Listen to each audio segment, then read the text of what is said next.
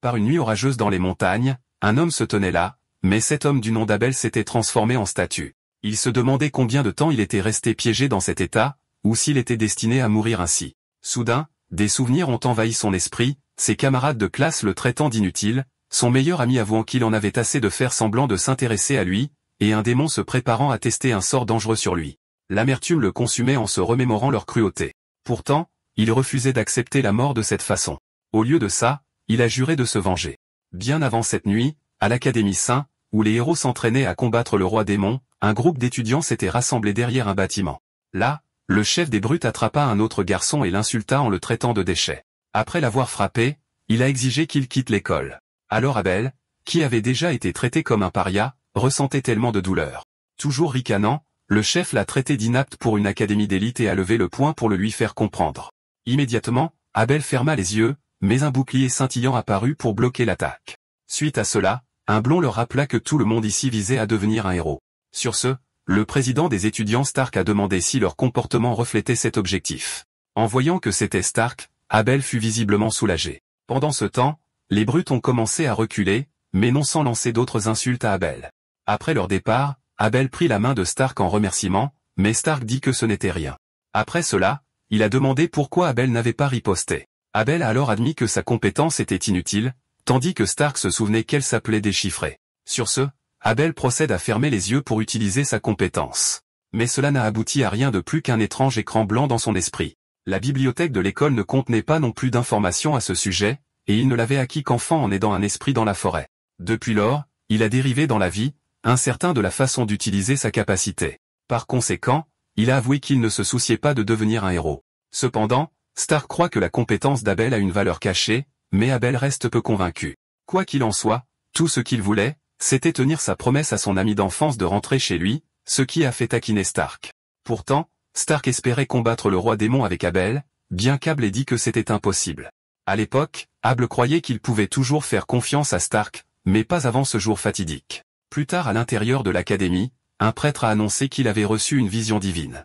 De cette vision, une bande de héros choisis a été nommée pour affronter le roi démon, ce qui a stupéfié les étudiants. Abel était parmi eux, et il anticipait le nom.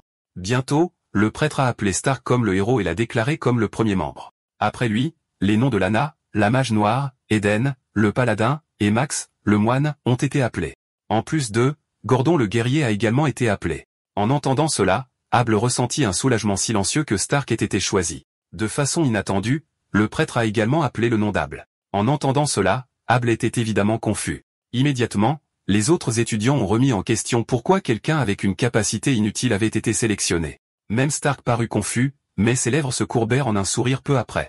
Plus tard, les héros nouvellement nommés ont commencé leur voyage, mais Abel était en proie au doute et se demandait s'il devait fuir avant qu'il ne soit trop tard. Rassemblant son courage, il essaya de dire à Stark qu'il pourrait ne pas se joindre après tout.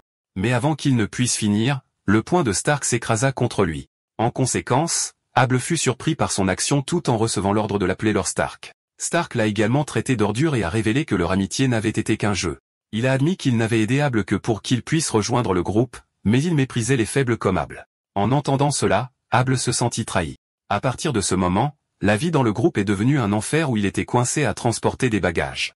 Il était également utilisé comme bouclier humain dans les combats. De plus, il le poussait pour tester des pièges dangereux. De plus, d'autres membres se moquaient et le tourmentaient également. Une fois, Stark l'a traité de lent pour avoir du mal avec leur équipement et l'a fait dormir dehors à nouveau. D'un autre côté, Stark et les autres s'amusaient au casino. Sur ce, Abel a commencé à se demander ce qu'il avait fait pour mériter cela. De plus, il s'est demandé pourquoi il avait été choisi pour faire partie de ce groupe de héros. Plus tard, leur voyage s'est poursuivi jusqu'à ce qu'un éclair aveuglant frappe devant eux. Bientôt, un démon apparut et les traita de perte de temps. En entendant cela, Stark trembla de peur. Alors que le démon se moquait de leur prétention d'être le groupe de héros, Abel se figea de panique. En le voyant, ils ont commencé à se demander pourquoi ce démon était apparu soudainement. Après tout, ce n'était nul autre que le roi démon Andal. Le regard rusé du roi tomba sur eux, et Abel frissonna de terreur. Pourtant, à partir de ce moment, sa haine brillera comme un feu d'enfer. Après un certain temps, Stark a remis en question la situation et comment il est censé être une élite en tant que héros, mais il ne pouvait même pas se comparer à la force du roi démon. En même temps, les autres membres ont commencé à abandonner et voulaient rentrer chez eux. D'un autre côté, Abel n'arrêtait pas de se demander comment les choses avaient tourné comme ça, et il fixa le roi démon. Soudain, Andal a demandé s'ils étaient vraiment le groupe de héros puisqu'ils sont trop faibles pour valoir son temps. Néanmoins, il a décidé de tester un nouveau sort sur eux. Immédiatement, il les a frappés avec ça. Bien que les héros aient érigé un bouclier, il s'est brisé aussitôt. À ce moment-là, Abel paniqua. Mais il remarqua que Stark était sur le point d'être touché, alors il se précipita aux côtés de Stark et le repoussa. Ainsi, Stark regarda en arrière et vit que c'était Abel. En conséquence, Abel fut frappé par le sort à sa place. Bientôt, la main d'Abel se transforma en pierre, puis son corps, et enfin son visage. En quelques secondes, son corps se transforma en statue. Voyant Abel tomber, Stark fut visiblement choqué, mais lui et les autres se sont convaincus que c'était pour le mieux et ont décidé de fuir.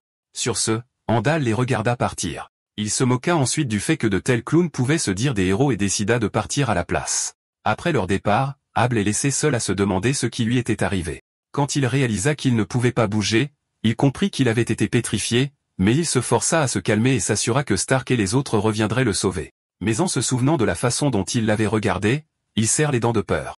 Il a alors conclu qu'il ne reviendrait pas et qu'il devait résoudre ce problème lui-même. Pourtant, il pensait que c'était impossible avec sa compétence inutile. De façon inattendue, un grand écran est apparu devant lui. À sa grande surprise, il a découvert que c'était un script spirituel.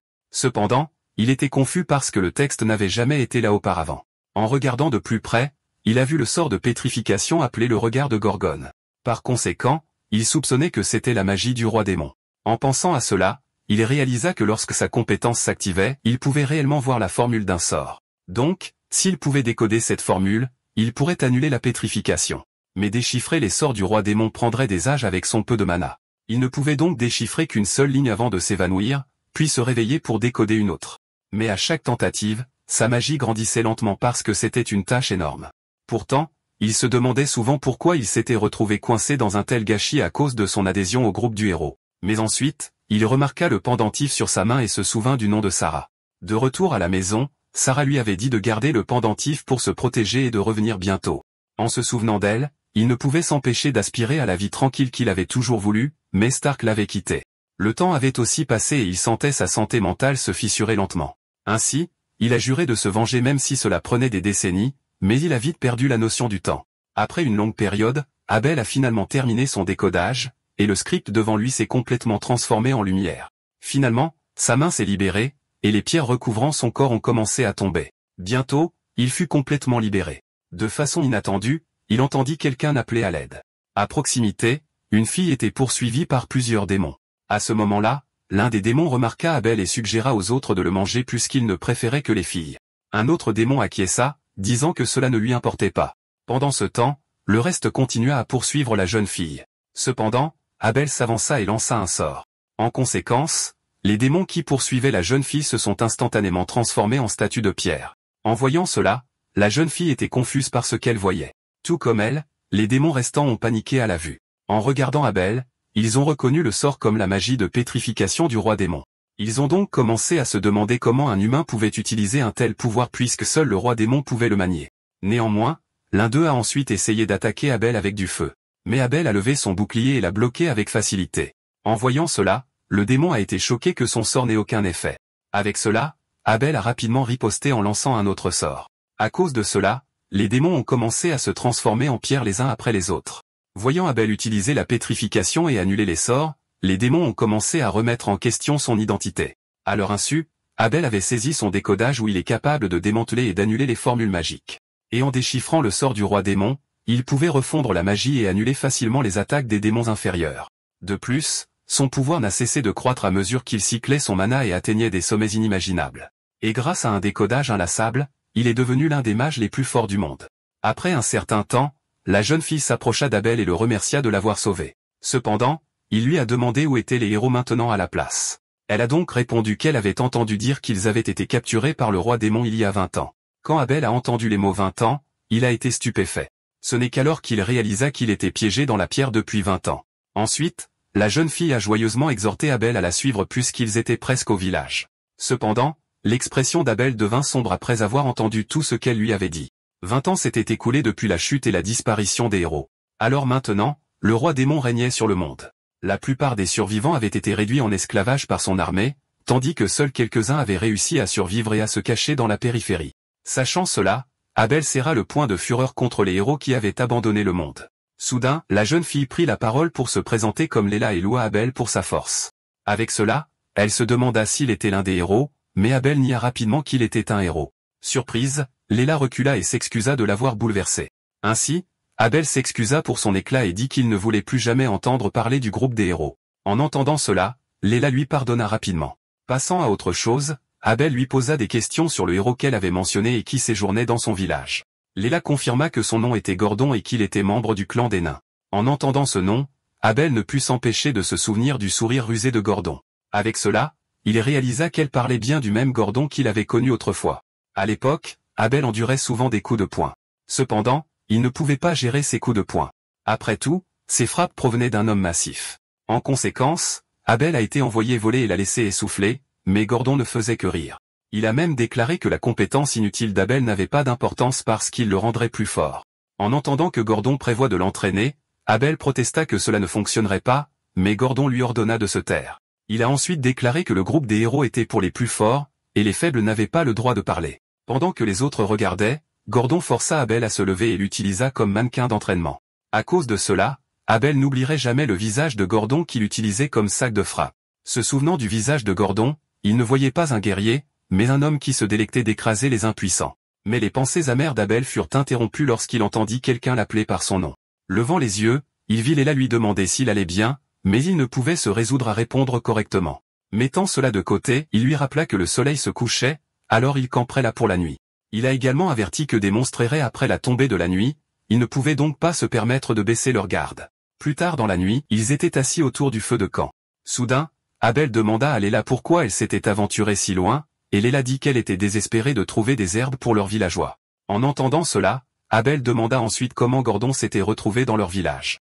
Léla a répondu que Gordon agissait comme leur protecteur et les gardait des monstres. En entendant cela, Abel réalisa que Gordon s'était caché et vivait paisiblement et insouciant.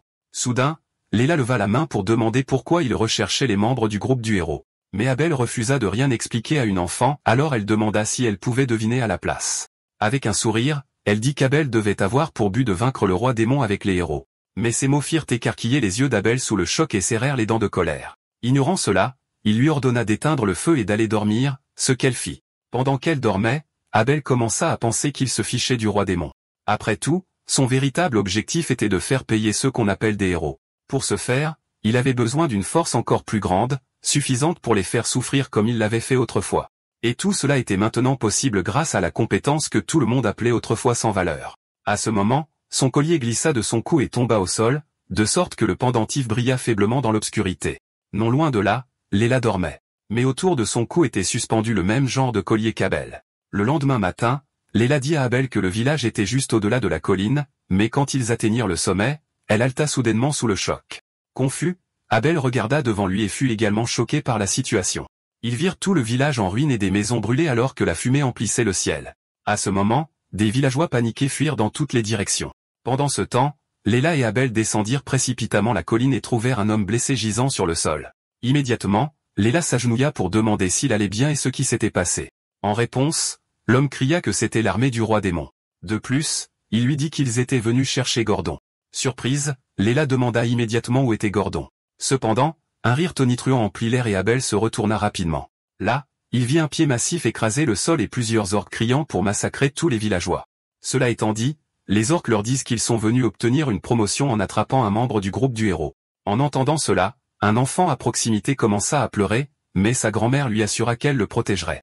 Cependant, l'ORC se moqua d'elle et jura de les tuer tous les deux d'un seul coup. Mais avant qu'ils ne puissent frapper, Abel apparut et lança son sort. En un instant, l'ORC fut transformé en pierre. Voyant cela, la grand-mère et l'enfant fixèrent sous le choc, tandis que les autres orques commencèrent à se demander qui était Abel. Pendant ce temps, les autres orques étaient toujours occupés à harceler les villageois, mais l'un d'eux se précipita et informa leur patron que les renforts humains étaient arrivés, ce qui laissa le patron surpris. Néanmoins, il alla voir Abel qui était entouré de ses subordonnés effrayés. Alors il les ridiculisa pour avoir été intimidés par un si petit garçon. Cependant, l'attention d'Abel fut attirée par autre chose. À l'intérieur de la cage, le patron tenait. Il vit un homme avec des bras fins, un visage hagard et un corps mal nourri. À son choc, il réalisa que c'était Gordon. En entendant la voix d'Abel, Gordon fut également surpris. Mais Abel se moqua de lui en lui demandant s'il avait suivi un régime. Ignorant la remarque, Gordon exigea de savoir comment Abel était encore en vie. En entendant leur échange, le patron demanda si Abel connaissait Gordon. Quand Abel ne répondit pas, le patron se moqua davantage de Gordon en disant qu'il avait essayé de s'échapper bien qu'il fasse partie du groupe du héros. Il ajouta également que Gordon n'avait même pas essayé de se battre et s'était rendu à la place pour sauver sa propre peau. En entendant cela, Abel se moqua de l'état misérable de Gordon. Mais Gordon prit soudainement la parole en demandant ce qu'il y avait de mal à cela. Après tout, la seule chose qui comptait pour lui était de rester en vie. Alors il cria à Abel qu'il ne savait pas comment il avait survécu, mais il n'avait pas le droit de le juger. En entendant cela, Abel le regarda froidement. Il se tourna ensuite vers le patron et dit qu'il le laisserait partir s'il lui remettait Gordon. Enragé par les mots et l'attitude d'Abel, le patron attaqua. Et alors qu'Abel esquivait, le patron se vanta qu'un humain pathétique comme lui ne pourrait jamais résister à son pouvoir. Il lança ensuite son sort et prétend fièrement être la seule guerre à manier la magie du roi démon. Avec cela, il déchaîna le sort du vent, charge de Galles. Cependant, Abel bloqua facilement l'attaque avec son bouclier. Fermant les yeux, il demanda si c'était tout ce dont le patron pouvait se vanter. Dans son esprit, la formule de la magie apparut devant lui, et il commença à la déchiffrer. Il forma ensuite un sort de son cru et déclara qu'il emprunterait cette magie. Avec cela, il contre-attaqua avec la même charge de Galles. Voyant cela, le patron se figea sous le choc, et avant qu'il ne puisse réagir, le sort le frappa. Au même moment, l'impact fit paniquer Gordon et envoya sa cage voler. Voyant cela, Abel utilisa la magie du vent pour saisir la cage en toute sécurité. Après cela, il déclara alors au patron qu'il n'était pas de taille pour lui. Pendant ce temps, Gordon restait incrédule. Il pouvait difficilement accepter que c'était le même Abel inutile qu'il avait autrefois connu. Pourtant, la pensée le fit sourire. Pendant ce temps, les orques restant fuirent en panique. Soudain, Abel entendit quelqu'un l'appeler maître. C'était Gordon, s'inclinant bas et proclamant que le pouvoir illimité d'Abel lui avait ouvert les yeux. Avec cela, il implora le pardon pour sa grossièreté passée et proclama Abel comme le vrai héros. Implorant la clémence, il jura fidélité à Abel jusqu'à la fin de sa vie. Cependant, Abel l'attrapa par le cou, laissant Gordon stupéfait. Avec un regard froid, Abel le traita de monstre et demanda s'il n'avait aucune honte. Il rappela à Gordon comment il s'était moqué de lui et l'avait méprisé, et pourtant osait maintenant implorer la clémence. Alors que Gordon luttait pour respirer, Abel exigea des informations sur le reste de leur groupe. Avec cela, il lui assure qu'il pourrait être épargné s'il se conformait. Désespéré, Gordon commença à raconter ce qu'il savait, et Abel écouta attentivement. Quand Gordon demanda nerveusement si Abel l'épargnerait maintenant, l'expression d'Abel s'assombrit. Il déclara alors qu'il ne le tuerait pas, mais au lieu de cela, il commença à lancer un sort. Immédiatement, Gordon réalisa rapidement qu'il utilisait la magie de la pétrification. Sur ce, Abel lui dit froidement d'en profiter. À ce moment, Léla s'est précipitée en avant. Juste à temps, elle a entendu Abel dire à Gordon qu'il n'oublierait jamais ce qu'il lui avait fait, et elle a été stupéfaite d'apprendre qu'il avait été piégé dans la pierre et qu'il attendait sa vengeance. Maintenant, il a déclaré qu'il était trop tard pour le pardon et que Gordon ressentirait ce qu'il avait ressenti autrefois. Sur ce, Gordon a crié de terreur alors que ses bras se durcissaient en pierre. Mais ses cris se sont tus lorsque tout son corps s'est transformé en statue. Par la suite, les villageois se sont rapidement rassemblés et ont vu le corps de pierre de Gordon. Ils étaient donc partagés entre l'inquiétude, mais ils savaient que c'était Abel qui avait repoussé l'armée des démons. Peu de temps après, Abel a entendu quelqu'un appeler le nom de Léla. Quand il s'est tourné, ses yeux se sont écarquillés de choc. Après tout, il a vu une vieille femme qui ressemblait exactement à Sarah. Choqué par cela, il a essayé d'appeler son nom. Entendant sa voix, Sarah réalisa que c'était Abel. Surprise qu'il soit vivant, elle lui a demandé où il était passé. Elle a ensuite ajouté qu'il y avait tellement de choses dont elle voulait parler comme avant. En entendant cela, Abel se souvint du jour où elle lui avait donné le pendentif et l'avait supplié de revenir rapidement. Mais quand elle a tendu la main vers lui maintenant, il ne pouvait que baisser les yeux et laisser tomber le pendentif dans sa main. Après cela, il s'est excusé d'avoir rompu sa promesse. Puis sans un mot, il se détourna sachant qu'il ne pourrait plus jamais vivre comme une personne ordinaire. Mais avec son pouvoir maintenant, il a juré de se venger à la fois des héros et du roi démon. Pendant ce temps, Léla le fixait avec des yeux déterminés. Sans hésitation, elle se précipita après lui et laissa sa mère dans la confusion. À leur insu, quelqu'un d'autre avait observé. À travers une boule de cristal, Lana découvrit que l'ordure sans valeur Abel était toujours en vie. Cependant, elle pensait que c'était parfait car Abel deviendrait son jouet. Pendant ce temps, Abel a défendu avec succès le village de Léla et a exercé sa vengeance sur Gordon. Maintenant, il prévoyait de traquer le reste des héros et de passer à sa prochaine cible. Dans cet esprit, Abel continua à s'éloigner, mais quelqu'un le suivit et lui demanda d'attendre. Quand il s'est tourné, il a vu que c'était Léla. Alors qu'elle est toujours soulagée de le rattraper, Abel demande brusquement pourquoi elle le suivait. En réponse, elle a fermement déclaré qu'elle venait avec lui. Stupéfait, Abel lui rappela que ce voyage n'était pas un endroit pour les enfants, mais elle insista pour y aller. Alors il lui ordonna de rentrer chez elle. Cependant, elle a crié en retour pour refuser. Agacé, il exigea de savoir quelle était sa raison de venir avec lui. Elle a ensuite répondu qu'elle sentait qu'il serait perdu à jamais si elle le laissait partir maintenant, et qu'il finirait tout seul. Attrapant sa main, elle déclara qu'elle ne pouvait pas le quitter. En entendant cela, Abel fut surpris, et ses yeux croisèrent le pendentif dans sa main. Suite à cela, elle a dit qu'elle devait s'assurer qu'il revienne sain et sauf auprès de sa mère. En entendant cela, Abel ne put s'empêcher de se souvenir du visage inquiet de Sarah. Finalement, il cessa de discuter et dit à Lila de faire comme elle le souhaitait. Fou de joie, elle accepta sans hésitation. Plus tard, ils entrèrent ensemble dans la forêt. Alors qu'ils commençaient à gravir un sentier de montagne, Léla demanda pourquoi ils allaient dans cette direction. Avant qu'Abel ne puisse répondre, quelque chose leur bloqua le chemin. En levant les yeux, ils virent 3 loups qui les attendaient. Immédiatement, Léla paniqua. Alors l'un des loups se jeta sur elle, mais Abel lança rapidement son sort et les transforma en pierre. Après cela, il lui lança un regard froid, tandis qu'elle ne pouvait que le regarder nerveusement. Alors qu'il continuait, Abel continua à utiliser ses sorts pour tuer des monstres, tandis que Léla trébuchait et fuyait de peur. La regardant courir constamment, il la regarda en silence. Plus tard, alors qu'ils étaient assis près du feu de camp, Léla murmura qu'elle était complètement inutile. En entendant cela, Abel répondit sèchement qu'il n'avait besoin de personne d'autre puisqu'il se suffisait à lui-même. Par conséquent, il la pressa une fois de plus de retourner au village. En entendant cela, Léla ressentit une vague de découragement. Mais alors, une idée lui vint soudainement à l'esprit. Sans hésitation, elle demanda à Abel de lui enseigner la magie. Cependant, il répondit qu'il ne voulait pas s'embêter avec quelque chose d'aussi pénible.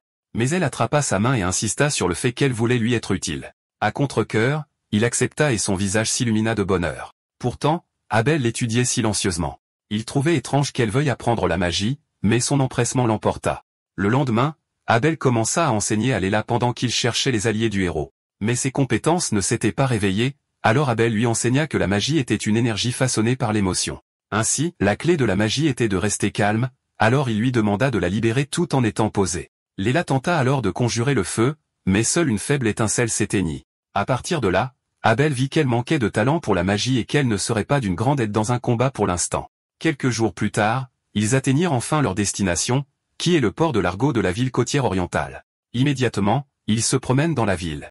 En regardant autour d'eux, ils trouvèrent un bateau abandonné et une rue vide. Ainsi, Abel était confus car le port de Largo devrait être une ville animée. Mais Léla expliqua que la catastrophe avait frappé avant sa naissance, et la peur du roi démon tenait tout le monde à distance.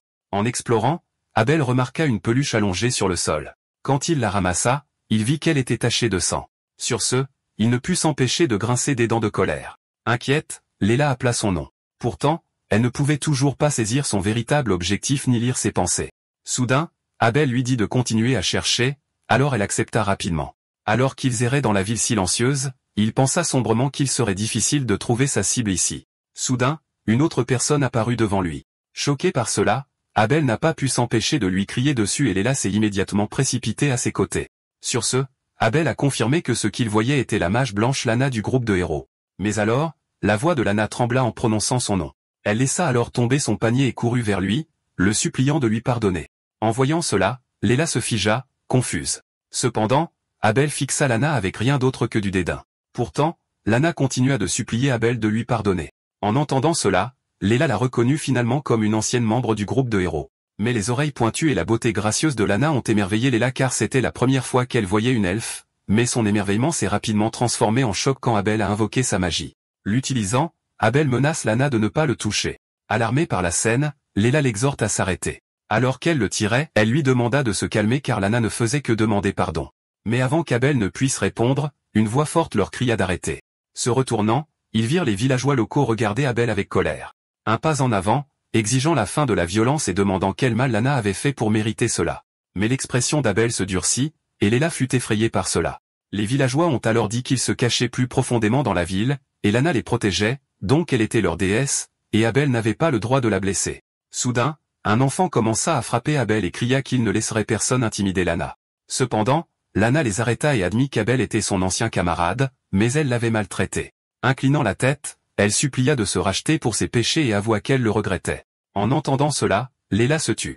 Elle murmura alors à Abel que Lana ne semblait pas mauvaise, et les habitants étaient clairement d'accord. Cependant, le visage d'Abel devint encore plus sombre. Plus tard dans la nuit, la ville organisa une fête. Certains villageois dansaient, d'autres cuisinaient, et beaucoup mangé aux côtés de Léla. À un moment donné, Lana s'excusa pour apporter plus de friandises, et les villageois la remercièrent avec gratitude. Mais sur son chemin à travers une ruelle tranquille, quelqu'un la saisit par le poignet. Après l'avoir claqué contre le mur, il lui dit froidement qu'elle jouait un rôle ridicule. Mais Lana répondit seulement que son visage n'avait pas changé en 20 ans. Mais Abel ricana, disant qu'elle ressemblait à n'importe quel elfe mais n'avait pas changé à l'intérieur. Après tout, il connaissait son vrai visage, et qu'elle n'était qu'une sorcière portant la peau d'une elfe. À l'époque, alors qu'Abel était épuisé, Lana l'exhortait à se dépêcher et lui rappelait de se ressaisir. Alors qu'Abel luttait pour faire avancer le chariot, elle faisait remarquer qu'à ce rythme, il pourrait ne jamais arriver en ville. Stark intervenait alors et félicitait Lana pour son idée, mais Lana répondait qu'elle aimait ce genre de choses. Elle révéla qu'elle jouait avec des insectes quand elle était enfant et se moquait d'eux.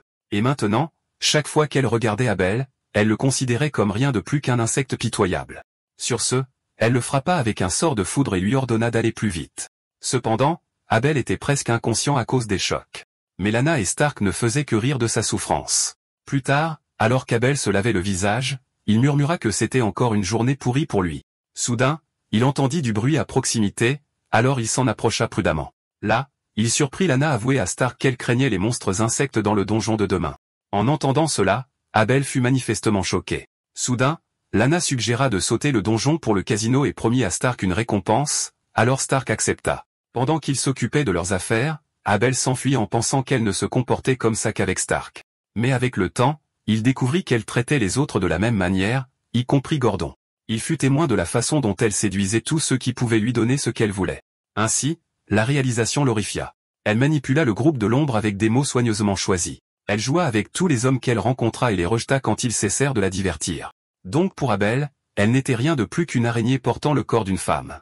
La faisant face à nouveau, Abel demanda si elle pensait vraiment qu'il tomberait dans son piège. Il l'accusa alors d'avoir lavé le cerveau de la ville et demanda si elle était devenue un gourou de culte spirituel. Tremblante, Lana dit qu'il pouvait l'insulter mais le supplia de ne pas calomnier les habitants. À travers les larmes, elle dit qu'elle voulait vraiment se racheter car les gens ici l'avaient sauvée.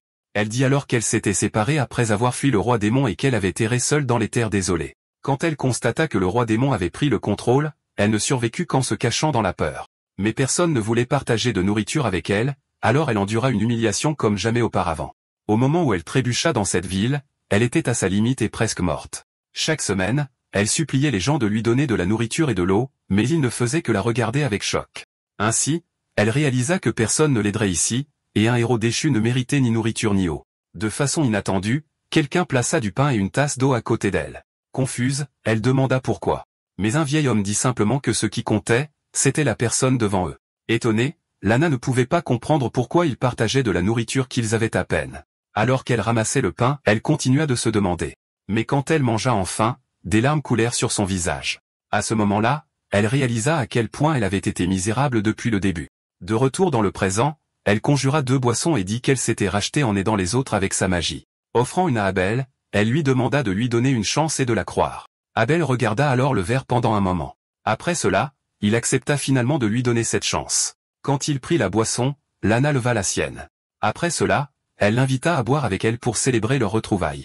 Pendant ce temps, Léla dormait déjà, mais Abel continua à boire jusqu'à ce qu'il s'effondre soudainement. D'un autre côté, Léla ouvrit lentement les yeux, mais elle réalisa qu'elle était dans un endroit inconnu, alors elle regarda autour d'elle, confuse. Puis elle se souvint soudainement d'être à la fête de Lana et se demanda comment elle avait fini ici. Alors que ses yeux s'habituaient à l'obscurité, elle fut stupéfaite par ce qu'elle vit. L'entourant se trouvaient des cages remplies de créatures suppliant d'être libérées. Quand elle regarda de plus près, elle vit des monstres et même des hommes bêtes enfermés à l'intérieur. Elle se demandait donc où étaient les habitants, puisqu'il ne restait que des créatures en cage. Soudain, elle remarqua quelqu'un qui s'approchait. Quand elle se retourna, elle vit que c'était Lana. Immédiatement, elle demanda où ils étaient et si quelqu'un les avait enlevés. Pourtant, Lana ne répondit pas et resta silencieuse. Soudain, Lana sourit et se mit à rire tout en se moquant de Léla de ne pas avoir compris la vérité. En entendant cela, Léla fut choquée. Mais peu de temps après, elle vit Abel apparaître d'un cercle magique et être attachée à une croix. En voyant cela, elle halta d'horreur. Lana expliqua alors qu'Abel avait dormi pendant 3 jours à cause de sa potion spéciale. Sur ce, elle ricana en disant que les hommes étaient faciles à contrôler en se faisant passer pour fragiles. En entendant cela, Léla se rappela alors comment un homme avait essayé de protéger Lana et comment toutes les excuses de Lana avaient été des mensonges. Pourtant, elle lui rappela qu'elle avait promis de changer. En réponse, Lana dit qu'elle s'était améliorée d'une certaine manière, car comparée à l'inutile Abel, elle traiterait Léla encore plus mal. Ces mots brisèrent l'esprit de Léla. Elle luttait alors pour accepter que les habitants qui adoraient Lana soient utilisés. En entendant cela, Lana se moqua d'elle pour ne s'en être rendu compte que maintenant. Elle se vanta ensuite d'avoir lavé le cerveau de toute la ville avec de la magie. Elle admit qu'elle avait besoin d'une force vitale débordante pour maintenir sa beauté. Et bien que l'extraire d'une seule personne était pénible, gouverner une ville rendait la tâche beaucoup plus facile. De plus, les hommes étaient particulièrement faciles à manipuler une fois qu'ils étaient aveuglés par sa beauté. Sur ce, elle commença à enlever sa robe et déclara que la ville était son terrain d'essai. Alors maintenant, c'est l'endroit parfait pour s'adonner à son passe-temps tordu. En entendant cela, Léla fut horrifiée. Mais Lana invoqua rapidement ses serviteurs et annonça qu'il était temps de s'amuser. Immédiatement, Léla essaya de fuir en se blâmant. Après tout, c'est elle qui avait fait confiance à Lana en premier. Mais Abel avait douté d'elle depuis le début. Mais alors qu'elle courait, elle trébucha soudainement et tomba. En voyant cela, un monstre tendit la main pour la saisir. Lorsque le monstre la saisit, Léla hurla de terreur, mais Lana trouva ses cris étrangement délicieux. Désespérée, Léla essaya de déclencher de la magie de feu, mais seule une faible étincelle apparut. En voyant cela, Lana se moqua de sa faiblesse. Elle révéla ensuite qu'elle avait vu la résurrection d'Abel grâce à sa clairvoyance. Elle était donc heureuse que Léla soit venue avec lui, car Abel seul n'aurait peut-être jamais cru en elle. En regardant Léla, Lana admit qu'elle adorait voir le visage de Léla se tordre de peur. Mis à part cela, elle commença à commencer son repas. Elle commença alors à aspirer la force vitale de Léla. À cause de cela, Léla sentit sa force s'épuiser et souhaita qu'Abel la sauve.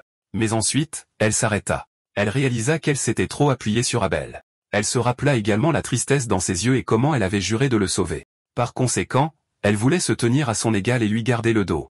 Avec cette résolution, elle se rappela Abel lui apprenant à guider la magie qui coulait à l'intérieur de son corps. Se souvenant de cela, elle savait qu'elle devait se protéger maintenant.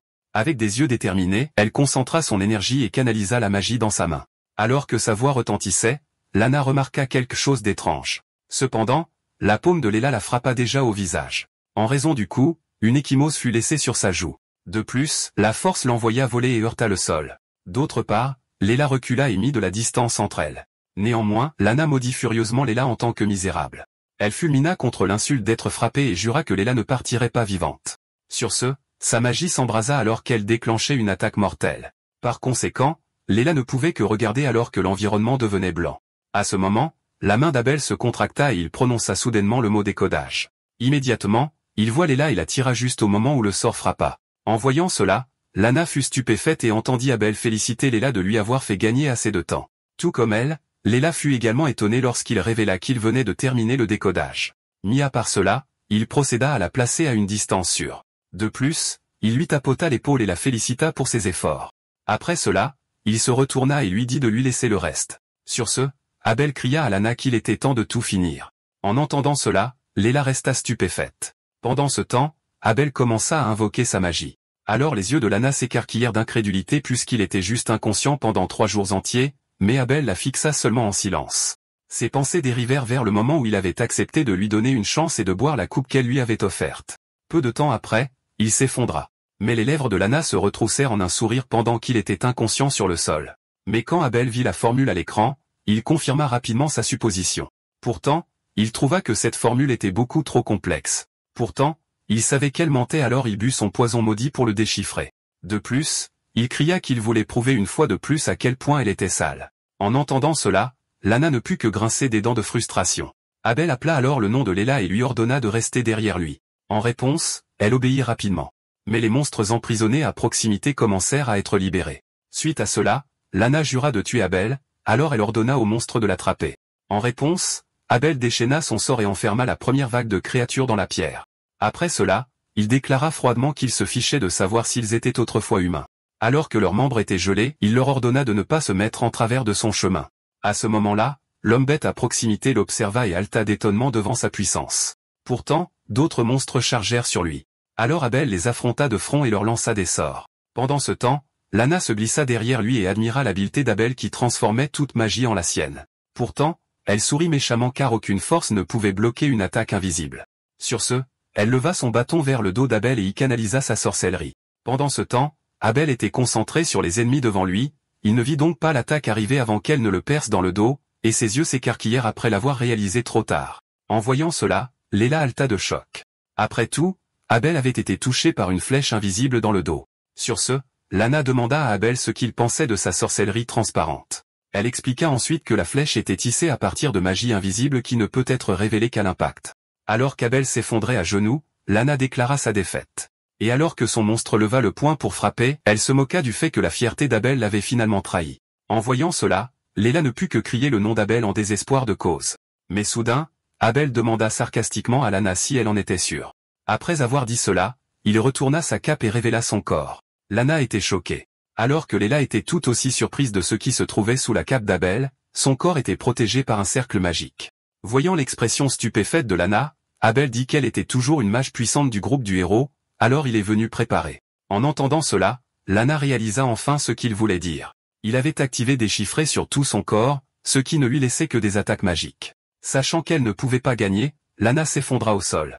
Alors qu'elle était là, elle appela soudainement Abel. Elle essaya alors de plaider pour le pardon.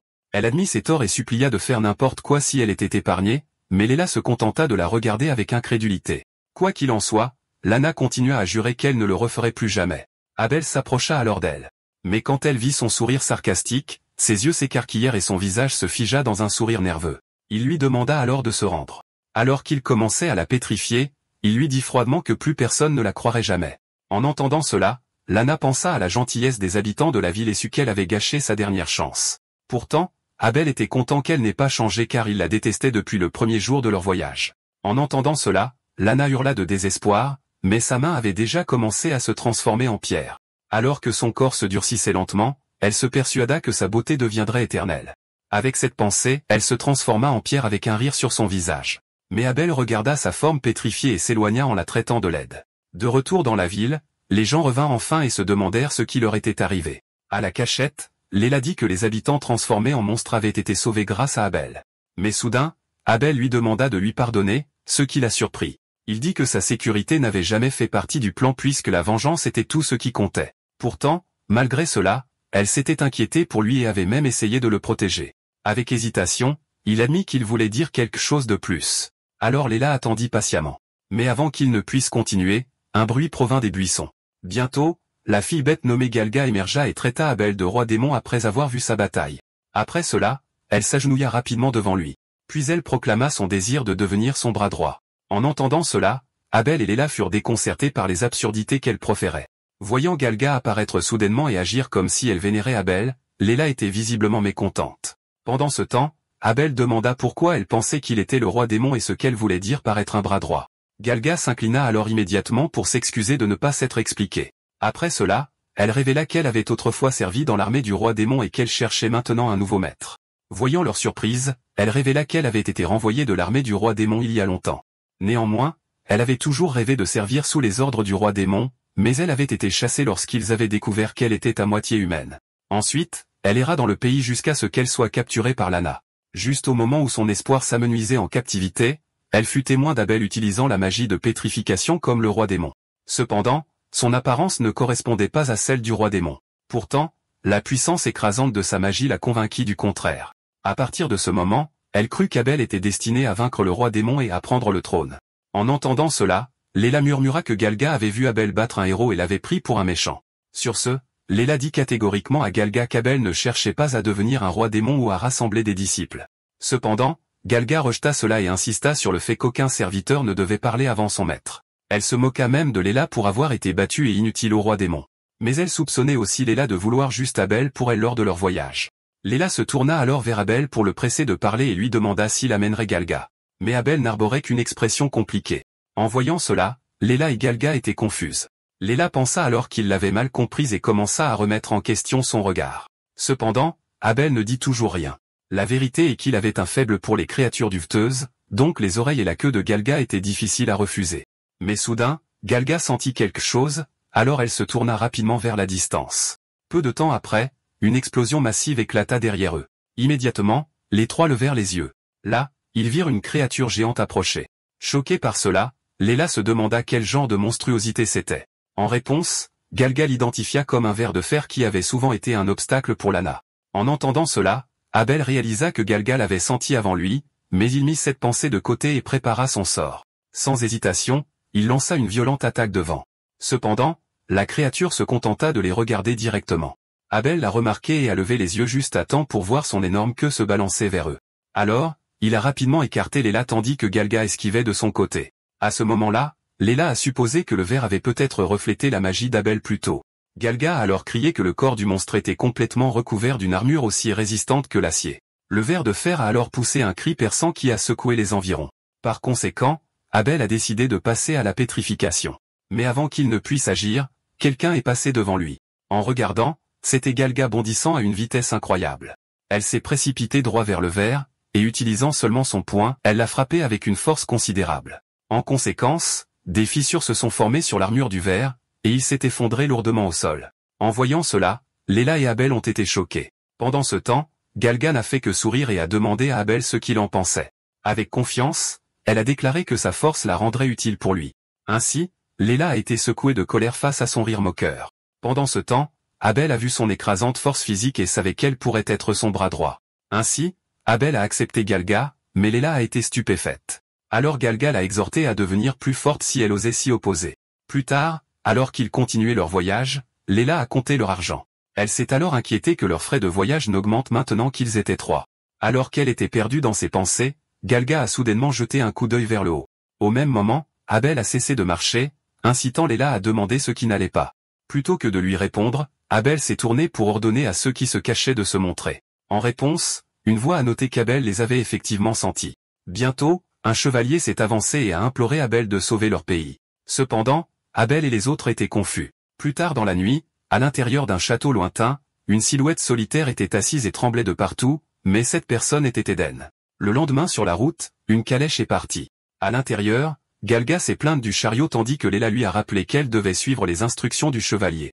Peu de temps après, leur chef s'est présenté comme Nil, la capitaine des chevaliers de Clémor. À présent, Abel et les autres se dirigeaient vers sa patrie, le royaume de Clémor. Nil a dit que son peuple combattait le roi démon, et elle était à la recherche d'alliés. Cependant, le royaume voisin d'Al-Kalaïra avait refusé sa requête. Sur le chemin du retour, elle avait été témoin de la bataille d'Abel avec le ver de fer, et Léla les avait convaincus qu'ils devraient voyager ensemble. Sur ce, Nil les a remerciés sincèrement et a dit que la guerre avec le roi démon pourrait enfin prendre fin. Elle s'est alors inclinée en signe de remerciement, mais Abel a pensé qu'elle pourrait s'assommer avec son bouclier. Mais soudain, Galga a pressé son visage contre la fenêtre, alors Nil l'a averti de ne pas trop se pencher. Pendant ce temps, Abel souhaitait tranquillement qu'il suivait toujours la trace du dernier groupe de héros. Mais Léla n'avait pas l'intention de refuser puisque la récompense promise les aiderait à faire une pause. Néanmoins, Abel a convenu qu'ils avaient besoin de l'argent. En outre, il avait déjà des informations sur Stark et 2 autres membres du groupe de héros. Mais un détail échappait encore à Gordon, alors ils se sont préparés pour la longue route à venir. 5 jours plus tard, ils sont finalement arrivés à destination. En levant les yeux, ils pouvaient voir l'énorme château du royaume de Clémor. Par conséquent, Galga s'est émerveillé de la taille de la porte tandis que Léla a ressenti sa majesté d'un seul coup d'œil. Ensuite, Nil a dit qu'elle les emmènerait chez son mentor et leur a dit d'explorer jusque-là. Cependant, Galga a commencé à regarder autour d'elle avec confusion, alors Léla a demandé ce qui n'allait pas. À ce moment-là, le mentor de Nil est apparu et l'a accueilli. Cependant, les yeux d'Abel se sont écarquillés à l'instant où il l'a vu. Au moment où Abel l'a reconnu, Eden s'est également figé d'incrédulité à la vue d'Abel. Sur ce, le souvenir d'Eden revient à Abel. Pendant ce temps, Nil était perplexe et a demandé s'ils se connaissaient. Soudain, Abel s'est précipité en avant et a attaqué Eden, le prenant au dépourvu. Cependant, Nil a rapidement intercepté et bloqué la frappe avec son bouclier. Elle a alors exigé de savoir ce qu'Abel pensait faire. Après avoir été frappé par son bouclier, Abel a titubé en arrière. Alors que Nil vérifiait Eden, Abel a été surpris qu'elle ait réussi à bloquer sa magie. Pendant ce temps, Léla était déconcertée, tandis que Galga encourageait simplement Abel.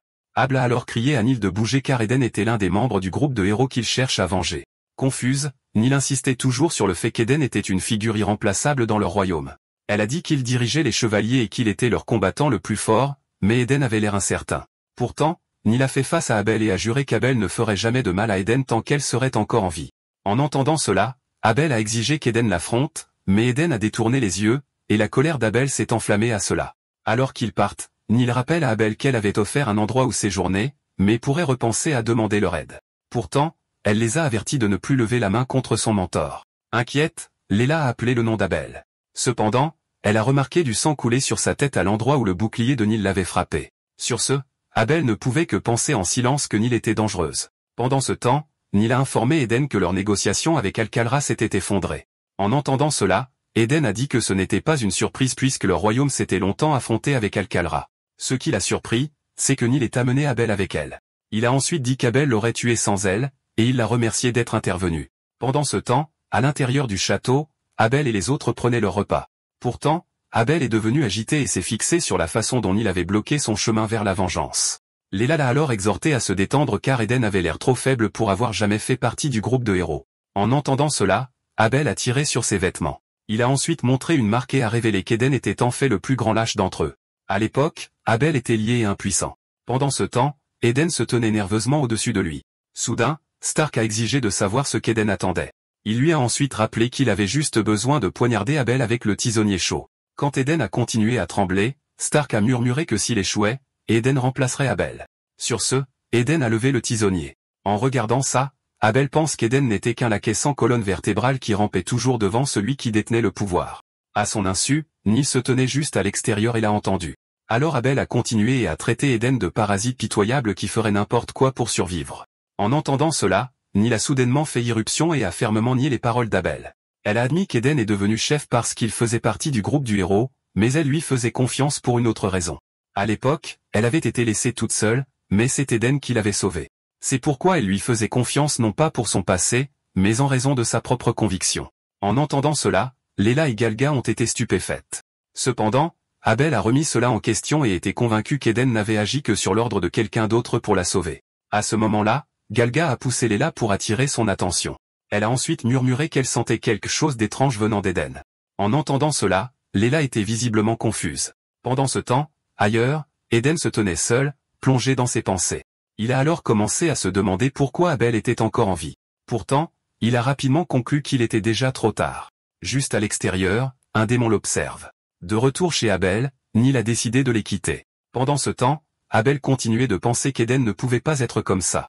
Pourtant, il se demandait si Eden avait vraiment changé et s'il pouvait lui pardonner. Pendant ce temps, Léla a remarqué l'expression sombre d'Abel et s'est sentie inquiète. Alors elle lui a dit qu'elle avait été vraiment heureuse à l'époque, ce qui a laissé Abel perplexe. Elle a ensuite expliqué qu'Abel a d'abord parlé de lui en mentionnant le groupe du héros à l'époque. En entendant cela, Abel a été stupéfait et il a continué à la fixer. Alors Léla a répondu avec un sourire éclatant. À ce moment-là, Abel s'est demandé quand tout avait changé entre eux. Pendant ce temps, Galga les regardait silencieusement se fixer, mais le silence est devenu si lourd qu'elle l'a brisé avec un bâillement désinvolte. Sur ce, Léla s'est excusée et a dit qu'elle allait aux toilettes. Pendant ce temps, Galga a suggéré d'aller déjà dormir et Abel a accepté. Cependant, à l'extérieur, Léla s'était en fait enfuie après ce qu'elle avait dit. Après tout, l'atmosphère était insupportablement gênante et elle a réalisé à quel point les choses étaient soudainement devenues étranges. Repoussant cette pensée, elle a décidé de rentrer. Mais avant qu'elle ne le puisse, elle a remarqué Eden qui rôdait à proximité. En le voyant, elle s'est rapidement cachée derrière le mur. À ce moment-là, Eden a commencé à dire que tout était prêt comme convenu. Se demandant à qui il parlait, Léla s'est penchée pour jeter un coup d'œil, mais le couloir était déjà vide. Soudain, quelqu'un est apparu derrière elle. Surprise, elle s'est retournée, mais la silhouette a seulement murmuré de commencer le chaos. Quelques instants plus tard, les portes du château ont été frappées par une force métallique massive. L'impact a résonné et a immédiatement alerté Galga et Abel.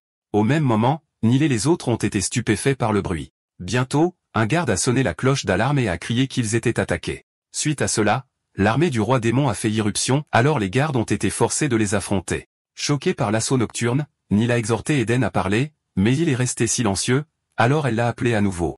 Après l'avoir finalement entendu, il a finalement ordonné à toutes les troupes de défendre la porte principale. Pendant ce temps, Abel a réalisé que Léla n'était toujours pas revenue, alors il a demandé à Galga si elle pouvait la trouver, ce qu'elle a confirmé. Soudain, elle a demandé s'il rejoindrait la bataille, mais il a dit que trouver Léla était la priorité, et quiconque se mettrait en travers de leur chemin tomberait.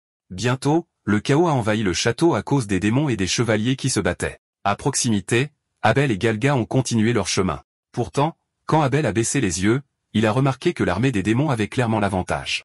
Mais soudain, une silhouette rapide s'est précipitée au-dessus de lui. Heureusement, il a réussi à esquiver le monstre tronc à temps. Sans hésitation, il a préparé son sort et l'a lancé directement sur la créature. En conséquence, le corps du monstre tronc a commencé à durcir. Pendant ce temps, Galga s'est précipitée sur le monstre oiseau. Utilisant ses griffes, elle l'a tailladé avec une grande force. Ensuite, Abel a rapidement demandé où il devrait courir ensuite, et Galga a indiqué le chemin. Alors qu'ils sautaient dans le mur, ils sont tombés sur Nil qui luttait contre plusieurs monstres. Juste au moment où elle craignait d'être submergée, Able et Galga ont chargé. En conséquence, les ennemis bloquant leur chemin ont été écrasés. Tout en se battant, Able a félicité Galga d'être capable de suivre son rythme, mais elle a humblement répondu qu'elle était encore loin de son niveau. Pendant ce temps, Nil et les soldats ne pouvaient que regarder leur force avec choc. Inaperçus par eux, un démon observait depuis l'ombre et confirmait silencieusement que les rumeurs sur Able étaient vraies. Après un certain temps, Able et Galga ont vaincu les monstres environnants, alors Nil les a rapidement remerciés et a admis qu'elle n'aurait pas survécu sans leur aide. Mais Able a expliqué qu'il s'était battu uniquement parce que les monstres bloquaient son chemin vers Lela. Soudain, Galga s'est raidie et a senti le danger. Alors elle a appelé Able et il a crié que ce n'était pas encore fini. Quand ils ont regardé devant, d'autres démons avançaient déjà. Voyant cela, Able et les soldats ont paniqué. Bientôt, les démons sont venus charger vers les soldats. Able a alors exigé de savoir pourquoi des démons étaient à l'intérieur, mais Nil a insisté sur le fait que c'était impossible. Mais réalisant que d'autres pourraient entrer par la porte principale et les piéger, elle a soupçonné que quelqu'un les avait trahis. En effet, un passage secret avait été ouvert à l'intérieur du château. Pendant ce temps, Galga a soudainement senti quelque chose. Elle a ensuite pointé Eden du doigt et a déclaré que l'odeur de démon qu'elle avait sentie plus tôt était la sienne. En entendant cela, Eden s'est figé sous le choc et a regardé Able. Pendant ce temps, Able a confirmé ses soupçons et l'a accusé d'être un traître. En entendant cela, Eden est devenu nerveux. Cependant, Nil a protégé Eden et a qualifié cela d'erreur, mais Able a insisté sur le fait qu'elle en avait assez vu. Malgré tout, elle affirmait qu'Eden était son sauveur. À ce moment, un démon est apparu derrière Eden et lui a enfoncé un cristal dans le ventre. Complètement pris au dépourvu, Eden halta de douleur. Alors que le cristal s'enfonçait davantage, le démon se moquait de sa lutte pour rester en vie. Bientôt, le corps d'Eden commença à enfler de façon grotesque. Alors que les autres étaient surpris, le démon déclara que c'était la récompense d'Eden. Avec Lela dans ses bras, le démon se présenta comme Jane, une officier de l'armée des démons. En la voyant, les yeux d'Able s'écarquillèrent de panique alors qu'il appelait Lela. Mais elle l'ignora et annonça le début du deuxième round. Sur ce, Galga se précipita vers Jane. Soudain, quelque chose la frappa et la projeta au sol, mais la force était trop grande et elle ne put se relever. Au même moment, un monstre se tenait devant eux et commença à grogner. Voyant cela, les yeux de Nil s'écarquillèrent d'incrédulité que cette créature soit son mentor, Eden. Pendant ce temps, Jane exhorta Able à continuer à jouer son rôle dans cette pièce tordue appelée vengeance. En entendant cela, Able se demanda comment elle le savait, mais il savait que ce n'était pas le bon moment pour y réfléchir. Il lança donc immédiatement un sort à Eden. Cependant, Eden frappa le sol, et la magie pétrifia le sable à la place. Voyant cela, Able fut choqué qu'Eden l'ait dévié. Soudain, Eden avança sa main et frappa le mur de pierre à proximité. En conséquence, les éclats volèrent ainsi. Able leva sa cape pour se protéger. Après cela, il ne put s'empêcher de traiter Eden d'ordure. Pourtant, après ce qui s'était passé avec Nil, il réalisa que son décodage ne pouvait pas bloquer les attaques physiques, il aurait donc besoin de se concentrer sur l'esquive jusqu'à ce que la bonne occasion de frapper avec la magie se présente. Regardant autour de lui, il aperçut Galga toujours effondrée sur le sol. Au même moment, il vit Nil agenouillée à proximité. Elle ne pouvait toujours pas accepter la trahison d'Eden et pensait que c'était un cauchemar. Mais le regard d'Eden se fixa soudain sur elle, la faisant regarder en arrière avec surprise. Maintenant, Nil se demandait ce qu'elle allait faire. Soudain, Able lui cria de se battre et lui rappela qu'Eden n'était plus humain. Tout en chargeant vers Eden, Able lui rappela qu'elle était un chevalier qui avait quelque chose à protéger. Cependant, Eden saisit Able en pleine charge et Able commença à se débattre. À ce moment, les souvenirs d'Eden de Nil refirent surface. Elle se rappela le jour où il lui avait demandé si elle savait ce que signifiait être un chevalier. Nourrie par ce souvenir, elle finit par bouger en tailladant le bras d'Eden et en le forçant à relâcher Able. Après avoir libéré Able, Nil clarifia qu'elle ne l'aidait pas, mais qu'elle était un chevalier qui avait juré de risquer sa vie pour les autres. En entendant cela, Able ne put s'empêcher de sourire de satisfaction. Passant à autre chose, il l'exhorta à lui faire gagner du temps et elle accepta sans hésitation. Levant son bouclier, Nil se prépara contre l'attaque imminente d'Eden. Elle se tendit sous la force, mais elle refusa de céder et savait qu'Eden était bien conscient de son entêtement. En réponse, Eden la frappa avec de multiples attaques, mais Nil resta ferme et regarda Eden avec des yeux fermes. Voyant cela, Eden ressentit un malaise. Ses pensées dérivèrent alors vers le passé, au moment où il l'avait rencontrée pour la première fois.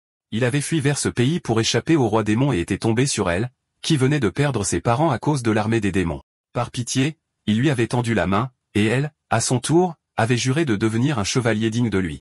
Sur ce, il lui dit qu'être un chevalier signifiait tout risquer, et elle le crut même s'il n'était qu'un menteur. Et pourtant, en la regardant maintenant, il vit la force de sa détermination. Il découvrit qu'elle était en effet devenue puissante, même si elle avait été façonnée par les mensonges même qu'il avait proférés. Mais soudain, Abel remercia Nil de lui avoir fait gagner du temps et acheva un cercle magique géant au-dessus d'Éden. Avec un signal de sa main, le cercle libéra un sort puissant qui frappa directement Éden. La force de l'explosion obligea alors les soldats à fermer les yeux, tandis que Nil leva son bouclier pour résister à l'impact. Cependant, Abel regarda sans broncher en déclarant que c'était fini. Lorsque la lumière s'est finalement estompée, Éden était étroitement lié par des chaînes magiques. Peu de temps après, le soleil se leva au-dessus du château. Pourtant, Nil restait découragé à cause d'Éden. Pendant ce temps, Abel posa une main sur Éden en pensant à la façon dont le cristal l'avait transformé en monstre. Maintenant qu'il était calme, il concentra sa capacité de décodage pour localiser le cristal caché à l'intérieur. Lentement, l'enveloppe monstrueuse se décolla et la forme humaine d'Éden revint. Voyant cela, tout le monde fut surpris qu'Éden soit redevenu humain. À peine capable de bouger, Éden appela faiblement le nom d'Abel et murmura des excuses. Mais Abel était stupéfait et confus. Éden confessa alors qu'il s'était toujours incliné devant la force comme Stark par faiblesse. Cependant, il trouva enfin sa place avec Nil et les autres, mais il trahit quand même tous ceux qu'il aimait juste pour sauver sa propre peau. Mais lorsqu'il vit Nil se battre avec une détermination inébranlable, la honte le consuma. Il admit alors qu'il ne méritait pas le pardon, mais demanda quand même à Abel de le lui accorder. En entendant cela, Abel se sentit étrange car il savait que ses paroles étaient vraies. Après tout, la façon dont Éden le disait sonnait différemment des autres. Et pourtant, il hésita. Il se rappela le tourment qu'il avait enduré en étant pétrifié et torturé par Éden. De plus, il fut forcé de souffrir pendant 20 ans et la vengeance est ce qui le maintint en vie. Juste à ce moment-là, une attaque frappa Éden. Choqué par cela, tout le monde se tourna vers le mur du château. Là, ils virent Jane bâiller paresseusement et parler de l'ennui qu'elle ressentait. La voyant, Abel se précipita immédiatement en avant et arracha Léla de ses bras. Ignorant cela, Jane demanda s'il ne s'ennuyait pas et quand le pardon s'était insinué dans son cœur. Elle dit ensuite que le pardon était inutile car sa haine était censée tout réduire en cendres. Enfin, elle révéla que la personne qu'Abel détestait le plus l'attendait dans le château du roi démon. En entendant cela, Abel fut stupéfait. Soudain, Jane leva ses ailes et disparut dans le ciel même s'il lui ordonna de s'arrêter. Cependant, la poursuite d'Abel fut stoppée par le cri désespéré de Nil. Elle continua à l'appeler par son nom et à le supplier de ne pas mourir. Avec beaucoup d'efforts, Éden a réussi à lever la main et à demander s'il était devenu un professeur digne d'elle. Alors que sa main tombait sans vie sur le sol, le silence remplit l'air. Des larmes ont alors jailli dans les yeux de Nil, et elle a pleuré ouvertement. Ainsi, Abel ne pouvait que baisser les yeux, car Éden n'était que sa vengeance, mais il est un mentor pour Nil. Ensuite, le chevalier a finalement présenté les récompenses et les a remises à Abel et aux autres. Juste à ce moment, une voix leur a demandé de s'arrêter. En se tournant pour regarder, ils ont vu Nil appeler Abel et déclarer qu'elle voulait les accompagner. Mais Abel et Léla ont été surpris par ces mots. Nil a ensuite expliqué que pour vraiment protéger tout le monde, il devait vaincre le roi démon rapidement. Cependant, Abel l'a exhorté à trouver quelqu'un d'autre car son seul objectif était la vengeance. Mais après avoir longuement réfléchi, Nil a dit qu'Abel était peut-être le seul à pouvoir affronter le roi démon. À cause de cela, elle a juré de se consacrer à le persuader de combattre le roi démon. Voyant sa détermination, Abel a été pris au dépourvu. Léla a alors murmuré qu'il devrait accepter Nil, car elle pourrait couvrir ses faiblesses au combat. Sur ce, Abel a finalement admis que les compétences de Nil seraient utiles. Il a donc accepté et les autres ont applaudi cette décision. C'est ainsi que Nil a officiellement rejoint l'équipe d'Abel. Dans les jours qui ont suivi, le groupe a voyagé ensemble et a d'abord visité le marché. Après cela, ils ont combattu des démons en cours de route. À la tombée de la nuit, ils ont installé le camp. Une fois le dîner prêt, Nil a fièrement servi la nourriture et leur a assuré de sa confiance en cuisine. Alors que Nil et Galga mangeaient avec enthousiasme, Abel est resté silencieux. Mais Léla a remarqué sa distance, alors elle l'a exhorté à l'écouter et lui a ensuite demandé sur qui il chercherait à se venger ensuite. Après une pause, Abel a révélé qu'il s'agirait de Max, devenu un moine d'élite. Après tout, il a maîtrisé une tonne de sorts. Mais contrairement au reste du groupe, Abel a expliqué que Max ne l'avait jamais intimidé ou harcelé. Dans le passé, Abel a failli être frappé par un couteau en tant que cible de leur jeu. Mais Stark a même célébré pour avoir gagné 50 points, tandis que Lana a exhorté Max à essayer. Cependant, Max a refusé car il préférait lire. En entendant cela, Stark le trouve ennuyeux, bien que Gordon l'encourage à se joindre à eux de temps en temps. Alors que les autres continuaient leur pitrerie, les yeux d'Abel sont restés sur Max, qui a fini par croiser son regard. Au combat, Max a facilement maîtrisé des monstres massifs, tandis que Stark et les autres luttaient même contre des créatures moindres. Alors que Max regardait, Abel a vu que Max les considérait tous comme un insecte. Au-delà de cela, Abel savait très peu de choses sur Max qui est un type mystérieux. En entendant tout cela, Léla s'est tue, mais soudain, Nil a brisé le silence avec une exclamation. Nil a ensuite poussé la portion d'Abel vers lui et a insisté pour qu'il mange, mais il a refusé. La voyant confuse, il a brutalement expliqué que c'était parce que sa cuisine avait un goût horrible. Offensé, Neil a défendu sa cuisine, mais Abel s'est moqué du goût de son royaume, tandis que Leila est intervenue pour les arrêter. Neil a ensuite pointé du doigt Galga, mais Galga a dit que sa nourriture était à peine meilleure que des restes. Sa remarque a alors déclenché une querelle où Neil a refusé de céder, tandis qu'Abel a ridiculisé le goût de Neil. En regardant cela, Leila a essayé d'intervenir doucement, mais un bol errant a fini par la frapper à la place. Déclenché par cela, Leila leur a crié de se taire. Surpris par cela, les trois sont tombés dans le silence. Sur l'ordre de Leila, ils se sont assis rapidement alors qu'elle avertissait que leur bruit attirerait des monstres. Après cela, elle a dit à Neil de mieux cuisiner et a chargé Galga de maintenir la paix. Enfin, elle s'est tournée vers Abel et lui a ordonné de manger car les repas étaient importants. Bien que réticent, Abel a finalement bougé et cela a surpris Neil et Galga. Après cela, il l'a remercié silencieusement pour la nourriture. Voyant cela, Leila l'a félicité en l'appelant un bon garçon. Témoins de leur interaction, Neil et Galga sont stupéfaits. Sur ce, Neil a appelé le nom d'Abel et lui a demandé s'il écoutait vraiment chaque fois que Leila parlait. Elle s'est même demandé si c'était de l'histoire entre eux, mais Leila a dit qu'Abel était devenu plus agréable. En entendant cela, Abel lui-même a été déconcerté. En regardant le groupe, il s'est rendu compte qu'il s'était en quelque sorte retrouvé avec des compagnons et qu'il s'amusait en fait. Pourtant, il n'a pas encore compris si c'était bon ou mauvais après sa dernière expérience. Néanmoins, un sourire est apparu sur son visage. Il continue donc à les regarder poursuivre leurs arguments enjoués. Le lendemain, le groupe a repris son voyage. Soudain, un corbeau est apparu devant eux. Après l'avoir entendu appeler violemment, ils ont rapidement envoyé quelque chose. Peu de temps après, l'expression de Leila s'est crispée alors qu'elle reconnaissait les environs. Elle a ensuite informé Abel qu'ils étaient arrivés à l'endroit où Max résidait, qui est le village de Tanda. Alors qu'ils traversaient le village, les villageois ont commencé à chuchoter entre eux. Remarquant cela, Galga s'est demandé ce que les gens regardaient. Pendant ce temps, Abel est resté alerte en se rappelant que Max était proche et que la vengeance était sa seule voie à suivre. À leur insu, quelqu'un les surveillait déjà depuis l'ombre. Soudain, le corps d'Abel s'est raidi. Quelques instants plus tard, il s'est effondré inconscient. Voyant cela, Neil, Galga et Leila ont été momentanément choqués, mais elles se sont également précipitées immédiatement à ses côtés lorsqu'il est tombé au sol. Mais peu importe combien de fois elles ont appelé son nom, Abel n'a pas répondu.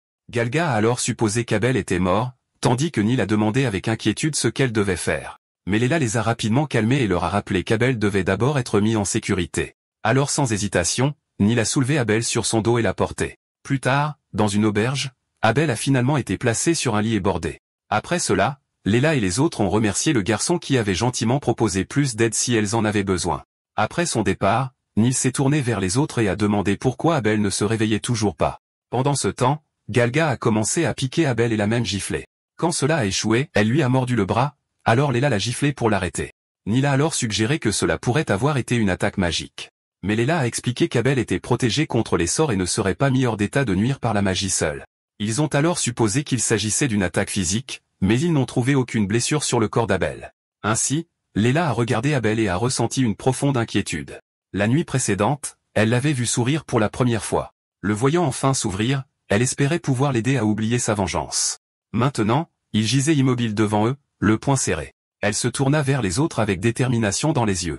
Après avoir attiré l'attention de Galga et Neil, elle a déclaré qu'ils allaient aider Abel ensemble. En réponse, ils ont tous deux acquiescé fermement. Galga a ensuite annoncé qu'avec son nez fin, elle flairerait le coupable, mais Neil a fait remarquer qu'il ne connaissait même pas le coupable, ce qui a réduit l'espoir de Galga. Leila a ensuite dit que le coupable devait être Max, qui est le seul susceptible de reconnaître Abel et de frapper en premier. En entendant cela, Neil a été surpris de voir avec quel calme et logique Leila raisonnait. Soudain, Galga a appelé l'attention de Leila. Elle a ensuite déclaré sans détour que Leila était amoureuse d'Abel. Stupéfaite, Leila a rapidement expliqué qu'elle était seulement inquiète parce qu'ils étaient dans le même groupe. Mais elle a entendu Galba préciser qu'elle aimait aussi Abel. Après tout, il était son sauveur et elle était certaine que Neil ressentait la même chose. Neil a alors admis qu'elle aimait aussi Abel parce qu'il n'est pas un fou ordinaire. Par conséquent, ils devaient l'aider ensemble et cela a rendu Leila heureuse. Se souvenant de la façon dont Abel avait autrefois sauvé son village, elle a convenu qu'il devait vraiment le sauver. Pour continuer, Leila et Galga ont procédé à l'enquête, tandis que Neil est resté en arrière pour veiller sur Abel. Pendant ce temps, dans l'esprit d'Abel, il s'est retrouvé enchaîné. Alors qu'il reprenait conscience, la confusion l'a envahi et il ne pouvait rien voir ni entendre. Pire encore, il ne pouvait pas activer son décodage et n'avait aucune idée du temps qui s'était écoulé, mais cette pensée lui donnait l'impression d'avoir été scellé dans la pierre une fois de plus. Se souvenant de cette expérience insupportable, Abel ne pouvait pas l'accepter. Après tout, le seul souvenir suffisait à le faire frissonner. Pendant ce temps, à l'extérieur des portes d'un manoir, Leila et Galga sont arrivés. Un homme voyou les a alors repérées et a supposé qu'elles étaient arrivées attirées par la réputation légendaire de son maître. Il a donc fièrement déclaré que Max était un homme remarquable qui les aiderait sûrement. Leila a ensuite jeté un coup d'œil au manoir et a réalisé que Max était devenu d'une manière ou d'une autre le gourou de sa propre secte. Soudain, l'homme voyou a proposé de les escorter jusqu'à Max lui-même. En entendant cela, Galga a demandé l'avis de Leila, et Leila a rapidement répondu qu'elle devait y aller. À ce moment-là, les yeux de Galga ont attiré deux autres hommes voyous qui se tenaient à proximité. Ils plaignent Leila et Galga de croire qu'elle serait jamais conduite à Max, mais seule l'élite se méritait cet honneur. Au lieu de cela, les deux étaient condamnés à devenir des esclaves de l'armée des démons, ce qui a choqué Galga. Immédiatement, elle a tiré sur Leila, qui a demandé ce qui n'allait pas. Après cela, les deux se sont enfuis et ont laissé l'homme de la route les appeler. Pourtant, les deux ont refusé de risquer de devenir des esclaves de l'armée du roi démon. Pourtant, alors qu'elle fuyait, il est devenu clair que l'endroit était bien plus dangereux qu'elle ne le craignait. Pendant ce temps, à l'intérieur du manoir, Max dînait nonchalamment avec quelqu'un. Il a remercié la personne d'avoir fourni les informations qui l'ont aidé à neutraliser Abel. Sur ce, Jane a fini de mâcher son repas et a accepté ses remerciements, mais a fait remarquer que c'était ennuyeux. En entendant cela, Max a répondu nonchalamment avec un sourire. Après cela, il a demandé s'il n'avait pas prouvé sa loyauté en livrant des humains en esclavage et en érodant la résistance. Compte tenu de tout cela, il a déclaré qu'il était temps pour lui de se tenir côte à côte avec le roi démon. Mais Jane a répondu avec désinvolture que c'était fort probable. Mais en entendant cela, Max était irrité. Essayant de se retenir, il a insisté sur son point d'une autre manière. Il a ensuite déclaré qu'il était temps qu'il lui prépare une place. En entendant cela, Jane a mordu avec colère son repas et a procédé à renverser la table.